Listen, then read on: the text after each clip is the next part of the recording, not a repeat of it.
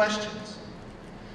We have already called more than 100,000 homes within the district just to talk about health care, just to listen about health care. And a lot of those ideas drive from you, and a lot of those questions drive from you. Because I'm going to tell you, I think this town hall meeting is more than just about health care. I think it's about the frustration of Washington.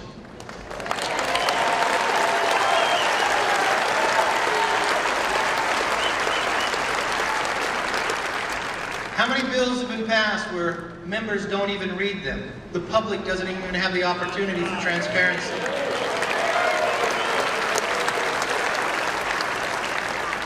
And I will tell you that this is the bill. This is H.R. 3200. It's not the only bill about health care, but it's the only bill that's been taken up about health care that's been through committee. Now, I'm going to be very frank and forthright with you. I'm opposed to that bill.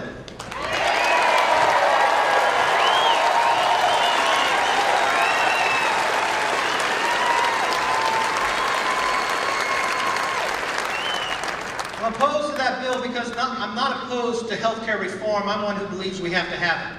I'm opposed to that bill because I read that bill.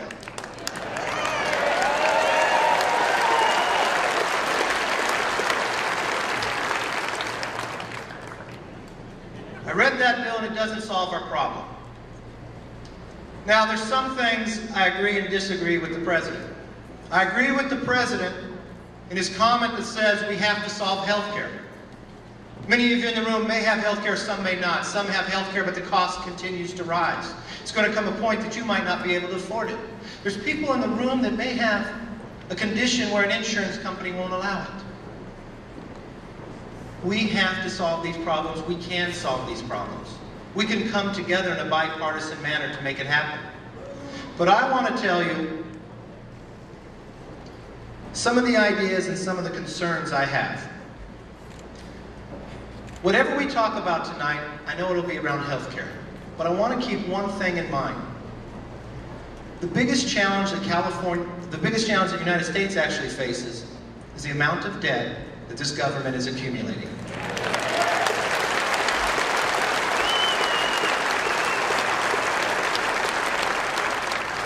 And I tell you that because I want to keep that in mind for any bill that comes before Congress. You know, September 30th is the end of our fiscal year.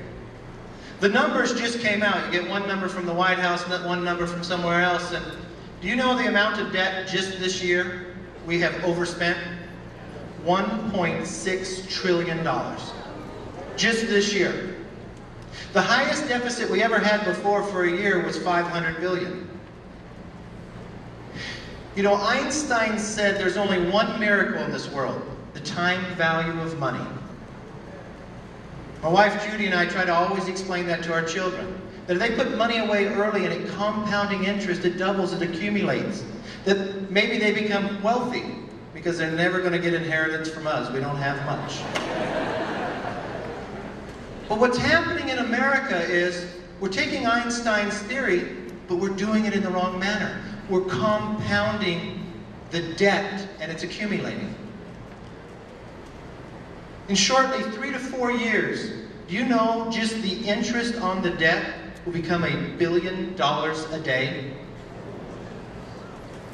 In 10 years, the interest on the debt will be more than we spend on national defense. And I want to give you one very quick perspective about the deficit.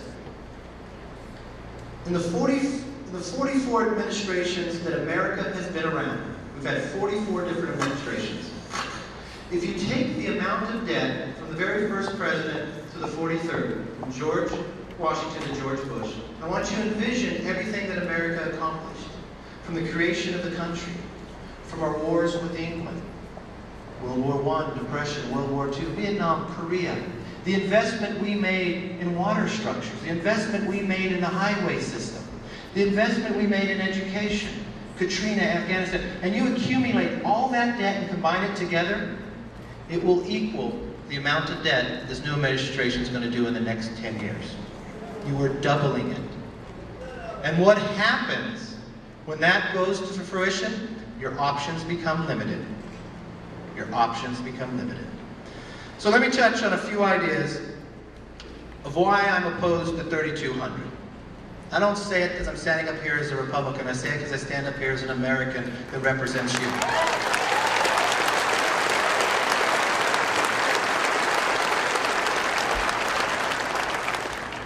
I believe health care is too expensive and continues to rise. I believe pre-existing conditions should be taken care of. I believe in the free market. I don't believe in government.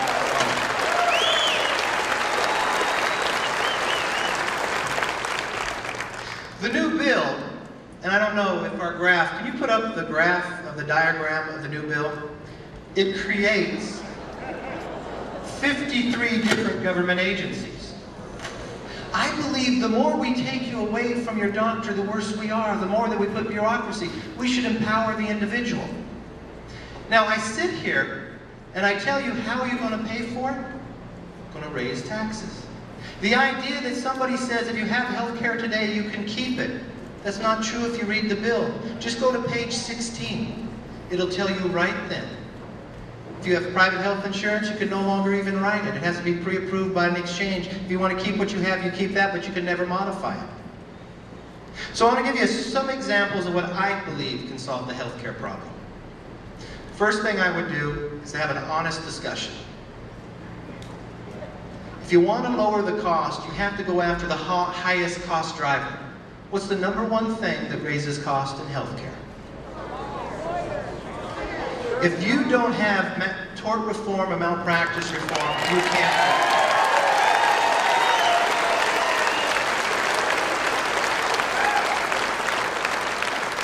And it's not so much the money we're spending in the jury room, it's the defensive practices that doctors have to practice in fear of being. That's not me saying it, that's Price Waterhouse analyzing the $2.4 billion we spend in healthcare. So you cannot have a bill that does not have malpractice reform in it, first and foremost.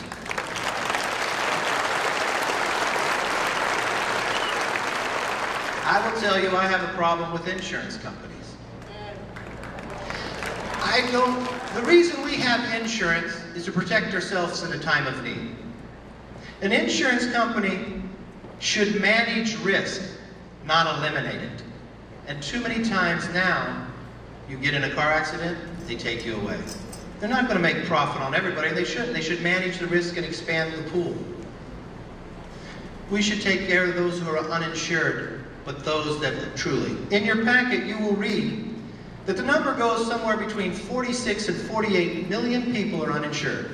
Now let me walk you through that very quickly, because we can handle this without taking away everybody else's health care.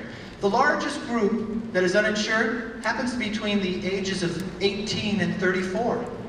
Why is that? Because those are your healthy years. You think you're invincible. I support an amendment that would put into the bill that would keep you up to age 25 on your parents' health care. These are healthy people. Keep the pool there.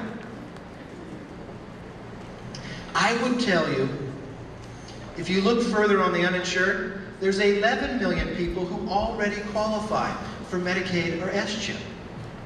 If we go put another government program, why do we think they'll join that one? There's an easy way to do this with common sense. Judy and I's daughter happens to be Megan. She just went into the 7th grade. They wouldn't let her enroll in school until she went and got her shot. Well, why do we let somebody enroll in school that, from a standpoint, is eligible from health care? You can analyze that based upon the school lunch program, that maybe they belong there. Take the wellness of them, make them weller in the process of going forward. There is a number of millions of people, 9 million that make more than $75,000. There's about 17 million people that make more than $50,000. I will tell you, I'm not going to take tax dollars, pay for somebody's health care that mismanages their money and buys a boat instead of the primary care.